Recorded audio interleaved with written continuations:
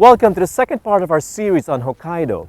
In this episode, we continue our journey through the countryside of Japan's northernmost main island, starting here in the scenic lakeshore town of Toya. So join us. I'm David Saldran, and this is Executive Class.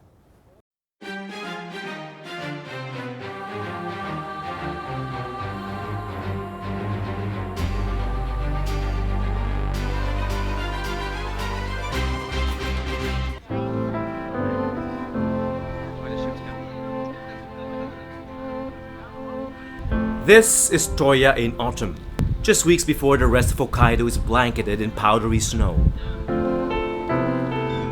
The quiet, sparsely populated town may not seem like it, but Toya is a popular stopover in the Hokkaido tourist trail. They stay a while to enjoy one of Japan's most stunningly beautiful lakes.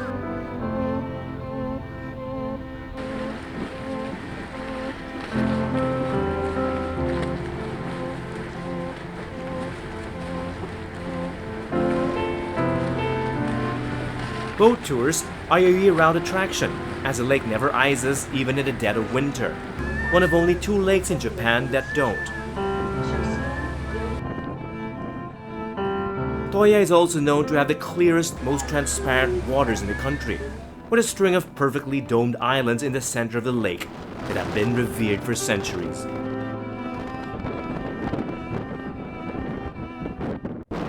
The islands in the center of Lake Toya are exceptionally beautiful in autumn. The Ainu, the indigenous people of Hokkaido, consider this a sacred place, and you can see why.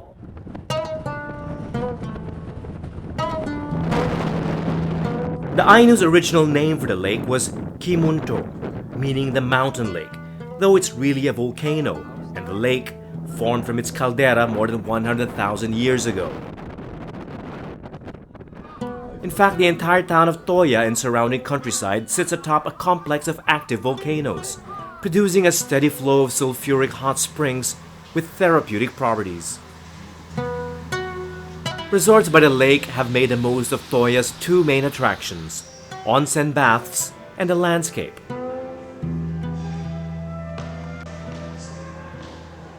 If you're planning to stay the night in Toya, it's always best to book a hotel with a view of the lake. Better yet, one that's right on the lakeshore. It doesn't get any better than this.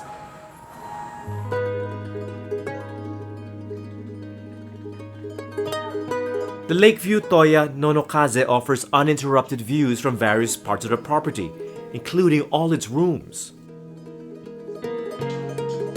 Because Hokkaido was until the mid-1900s separate from Japan, the concept of the traditional Japanese inn is rare on the island. Instead, most hotels offer a hybrid, modern comforts in a Japanese-inspired setting. In Toya, large concrete hotels are more common, but that doesn't mean they lack local flavor. Here, Japanese art and crafts coexist seamlessly with modern amenities.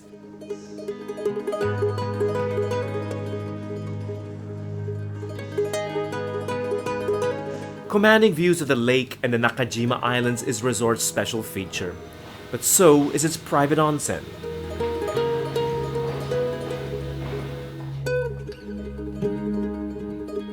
One of the advantages of being on top of a volcano is the abundance of hot springs. Toya today is a popular destination to experience an onsen.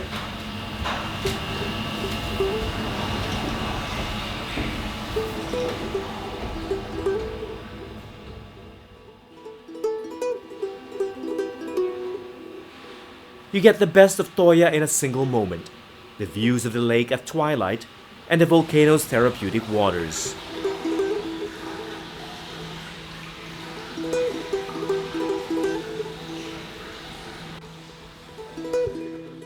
There's one other attraction of the resort, their famous dinner buffet, and travelers passing through book an overnight stay just to try it. Unlike traditional ryokans, dinner at the hotel is a buffet. But before you get all judgy about that, just remember, this is no ordinary buffet. What you have here is literally hundreds of local ingredients for you to taste, all in one sitting.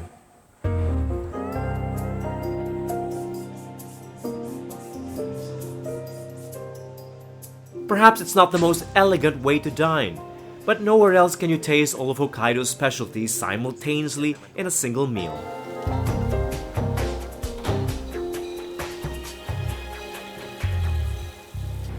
I'm gonna use this buffet to try all the ingredients I haven't tried so far. In this case, this is my version of a vegetable platter. Imagine, all the ingredients here are locally grown in Hokkaido. That's how rich this island is.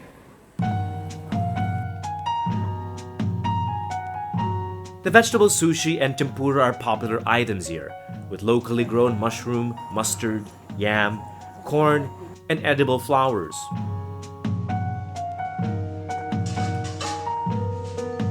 There's no such thing as traditional Hokkaido cuisine, only authentic ingredients, and this buffet covers it all, even Hokkaido's prized wines and whiskeys. When we think of Japanese beef, we think of Wagyu, but in Hokkaido, there's a different kind of breed. It's called red beef. And unlike Wagyu, it's less marbled, there's less fat content, so it's a bit tougher as well. It's also a lot more flavorful.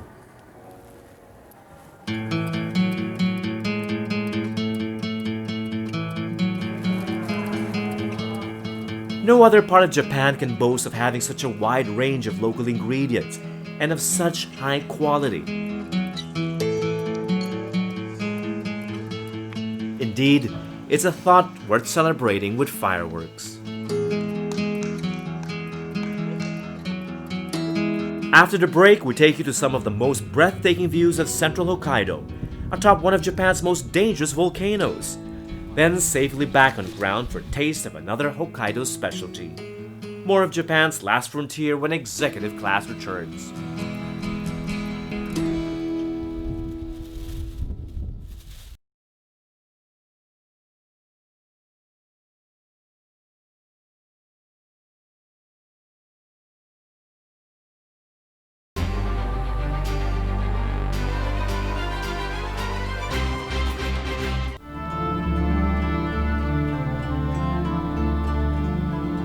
Japan lies in the northern edge of the Pacific Rim of Fire, with some of its most active volcanoes located in Hokkaido, its northernmost island.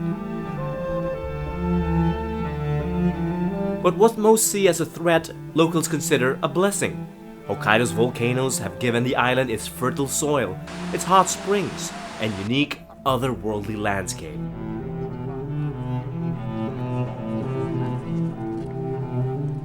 Mount Uzu is one of Central Hokkaido's most dangerous volcanoes, yet the geopark attracts 250,000 visitors every year. Treks up the volcano slopes are popular in summer, but the ropeway takes you there safer and faster. The ropeway takes passengers close to the summit of Mount Uzu, one of the most active volcanoes in Japan. In fact, in the last century alone, the mountain erupted 3 times. Let's just hope it doesn't happen today.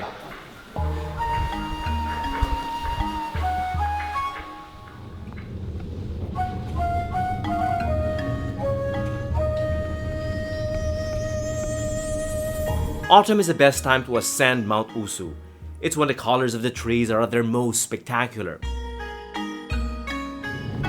The 6-minute ride also offers panoramic views of the surrounding countryside, with an even better vantage point from the viewing platform after exiting the summit station.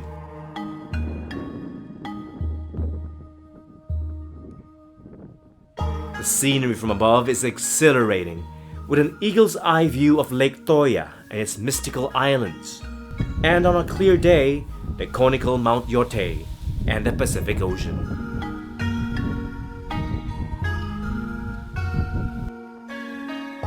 And most unusual of all, Showa Shinzan, which locals call the Miracle Mountain, because it continues to grow every year. The lava dome first emerged during an eruption in 1943, and it hasn't stopped growing since. Closer to the summit, the views are more peculiar. In this active volcano, the landscape is constantly shifting, new peaks and crests forming. The last major eruption was in 2000, and before that, 1977. And whenever that happens, the shape of the mountain continues to change. The geopark's owner and operator, Wakasa-san, tells me that another devastating eruption is certain, though experts predict it could take another 2 decades. Which means there's a lot of time left to visit before all this could, in time, disappear. And for now, the only fire and steam you're bound to encounter up close is that in the owner's restaurant safely back at base. Lunch is, well, just like a volcano, but this is the caldera that I like.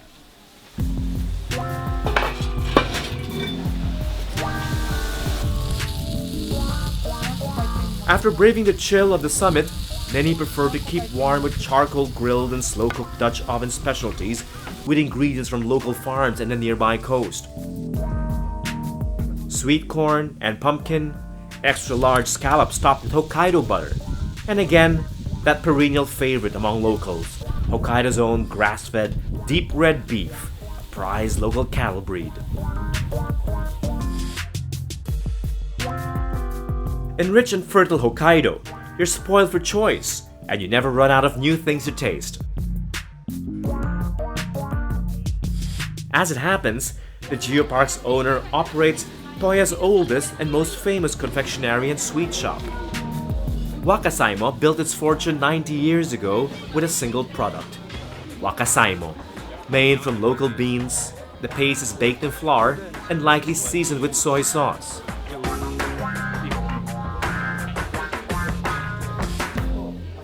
Wakasaimo has a very distinct Japanese flavor, and that's why not a lot of foreigners actually like it. But here's something that the owners think will be the next big hit internationally. It's potato cookies. Now let's see if they're right.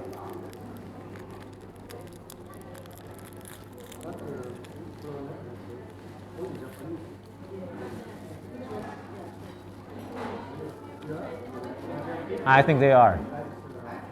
This is definitely great. As more tourists discover the pleasure of Hokkaido sweets, confectionaries like Wakasaimo are coming up with new products that appeal to the taste buds of outsiders. And though some recipes change, one thing will always remain the same: the choice of ingredients, only the best of which are grown in Hokkaido. Now there's one other delicacy I have to try. It's their local apple pie, made from what else? Apples grown locally. Arigatou gozaimasu.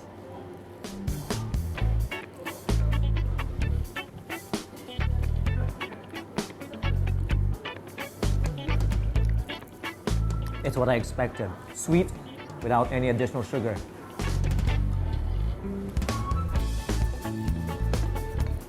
Now this is what real apple pie should taste like.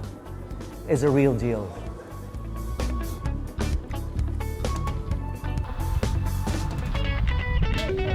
Locals point to the Hamada fruit farm along the lake for the best fresh fruit and jam in town. Their fruit is so delicately sweet, you'll think they added a little sugar secretly. Sweet? 5 kinds of apple juice. Apple juice. Arigatou No sugar. gozaimasu. Ah, okay. Very sweet. So 5 different apple varieties were used to make this juice, No? and no sugar was added, which is amazing because it's so sweet, but sweet in a really nice way. Good. Thank you. There's only one way to find out why local apples taste this good. That's to try them plucked straight from the tree. Rolling. The Hamada farm also offers fruit picking tours for visitors. In the fall, apples are in season, and for about $8 you can roam the orchard and take your pick. There's a certain technique for picking apples so that you don't cut out the stem. Just be careful. And this is what it should look like. Yeah. Okay, good, good.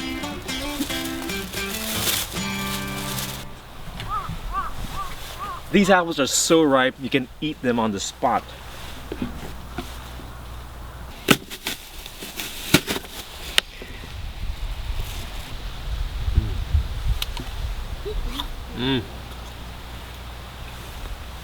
So sweet.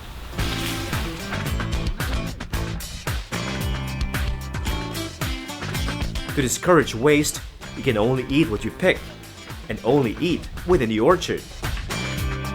Since you can't eat that much, it's best to try one apple from each variety, though even that's a lot. There are 20 apple varieties in this farm alone, from the biggest ones, the Takane apples, to the sweetest ones, the Toki apples. The sweet Toki apples are best eaten fresh, while the Korean apples, also known as Fuji apples, are perfect for apple pie. They stay crunchy even when baked.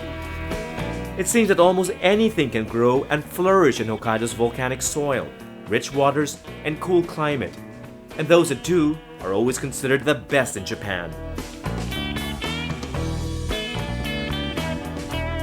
After the break, we try yet another famous Hokkaido delicacy, tasty, tender beef from the island's legendary Wagyu cattle farms, before coming full circle to where the island's first inhabitants once thrived. Our Hokkaido holiday continues when executive class returns.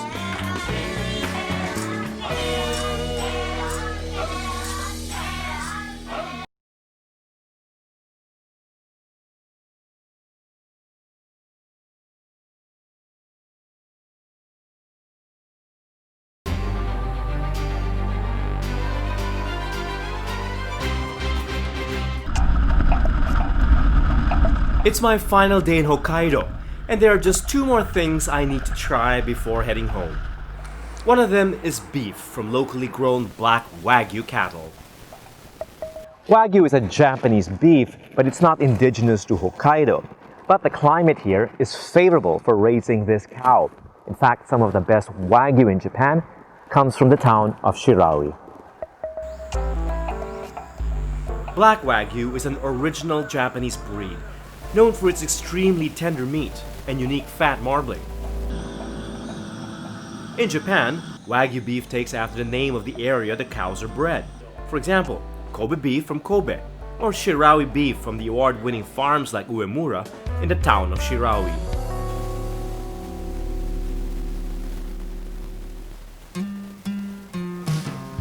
The female cattle used for breeding are left to graze, but the young cows raised for their beef are kept out of sight in pens where they mature to just about 36 months.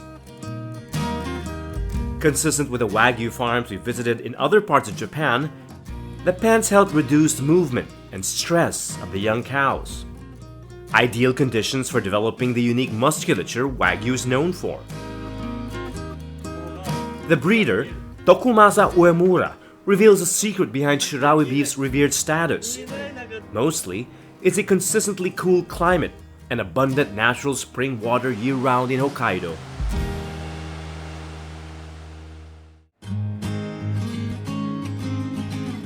Shiraui beef is rare outside Hokkaido, and the best cuts are reserved for the highly rated steak restaurant on site.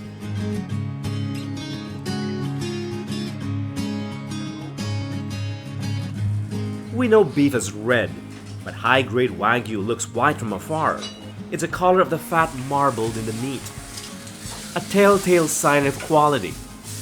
Wagyu is eaten rare, only slightly seared or grilled, so the precious fat you're paying for doesn't melt so easily.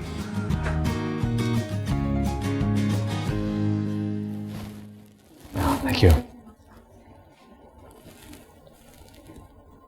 We're used to having our steak really thick, but since this is Wagyu and it's extremely fat, a thin slice should be more than enough. Every farm will produce beef with a subtly different taste. The cow's unique diet includes rice that makes Uemura's meat taste lighter. The thing about Wagyu is that because of the high fat content, it's usually hard to eat more than a small portion. But this is different. It has a great aftertaste that makes you actually want to eat more.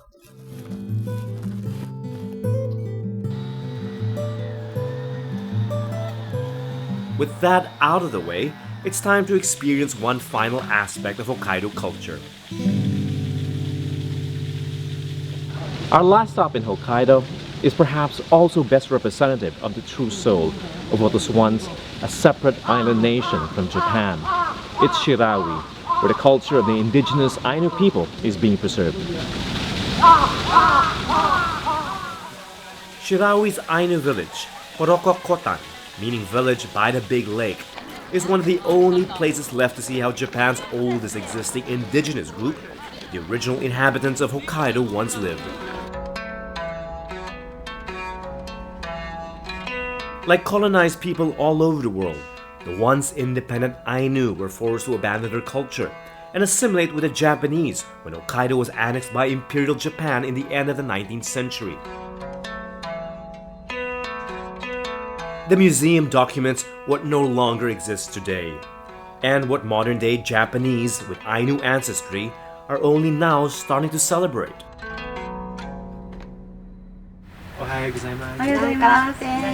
Iran karapte. It's a traditional Ainu greeting, a heartfelt welcome into their home. Ainu dwellings were much smaller than this one reconstructed for performances, but elements are familiar.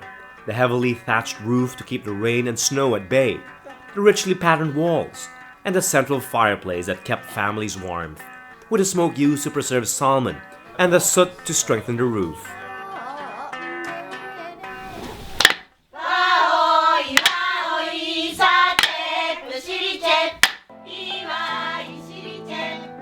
It's an image of Japanese culture even the Japanese themselves wouldn't recognize as part of their own.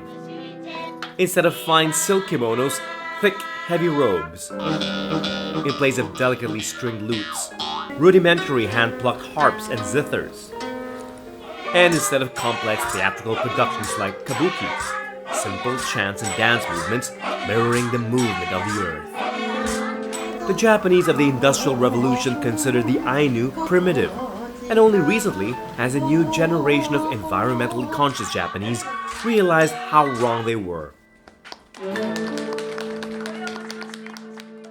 Understanding Ainu culture helps you understand Hokkaido at a much deeper level, the locals' deep respect for nature most especially, and their ability to peacefully coexist with it rather than dominate or control the earth and its creatures.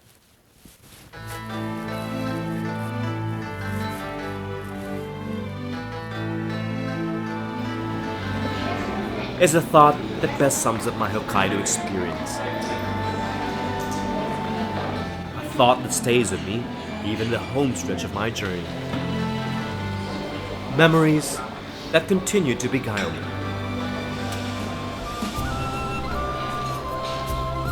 Hokkaido will always be a precious source for Japan's most cherished fresh ingredients, farm produce, and sweet delicacies, and its most treasured natural landscapes.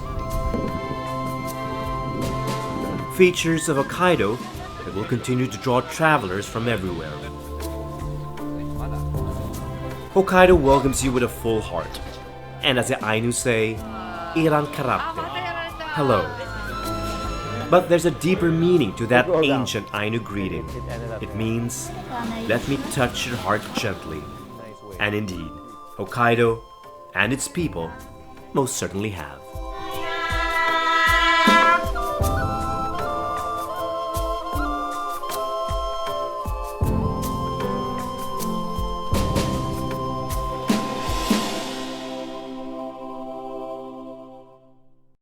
And that's all for this episode of Executive Class from Hokkaido in Japan.